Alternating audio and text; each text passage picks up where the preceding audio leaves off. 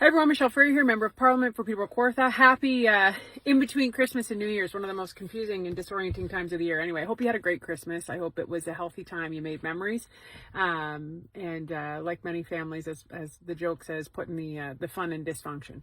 Just kidding. Family is family. That's why I love National Lampoon's Christmas Vacation so much. And I hope you have good plans for the new year. One of the greatest disasters politically of 2024, without a doubt, is the $10 a day childcare scheme that the Liberals and NDP have so unabashedly said is the best thing that's ever happened to Canadians. And I want to set the record straight, and I want you to ensure that you share this video, because there's all kinds of resources and people, and in particular, there was a recent radio interview with ADCO, which is the Association of Daycare Operators of Ontario, Andrea Hannon, and she laid it out very clearly, very plainly, why $10 a day childcare was never, ever about childcare. In fact, it was about marketing and it was about buying votes. And I think it's very important to point out the failure and disaster of this program, because it is the very thing that the Liberals and NDP say is their greatest success. And if this is as big a failure as it is, right? I think it's really important to say that, because if they can't get their number one program to be a success, in fact, to be the polar opposite to success, to be a failure, then that is what you can expect from all of these other programs that they say are so wonderful that are in fact not going to work. So let's break down $10 a day childcare. It's not sustainable. There's nothing sustainable about it. Childcare operators in particular, their fees were frozen, and therefore the revenue replacement model will never work, and the employee compensation will never work. This is a complete contrast to what the NDP are supposed to stand for, which is for workers. It's complete poppycock, because the workers and the child care educators and the operators are not going to be able to get a living wage because there is no money left over. Only a third of families are able to access this program. That's like winning the lottery. A third of families are accessing this program. Childcare operators are shutting down because you can't make plans.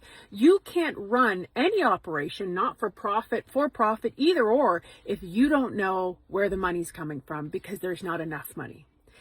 Here's the big thing. It's increased your taxes. This is a $30 billion program, and there's not enough money to even operate it, because the cost of living just keeps going up. And here's the real crux of the whole thing. It's increased your taxes, which is driving up the cost of everything even more. Do you see that catch-22 there? So the more you spend, the more you need. This all comes back to the fundamental issue, and the very issue that conservatives fight for. Spending more money does not solve a problem. Investing money with results is the key. And so I encourage you to listen to the interview with Andrea Hannon. She breaks it down so succinctly and explains the challenges of this program. And don't for 1 second let the Liberals and NDP tell you this is a provincial problem. They did this from day one. They set it up for the provinces to take the fall on their disaster rollout. The fact is, provinces wouldn't even be in this position if the feds hadn't rolled out this program in the first place. They say it's quality. They say it's accessible. They say it's affordable. Well, let me tell you about all the kids who are left out of this program, especially those with special needs.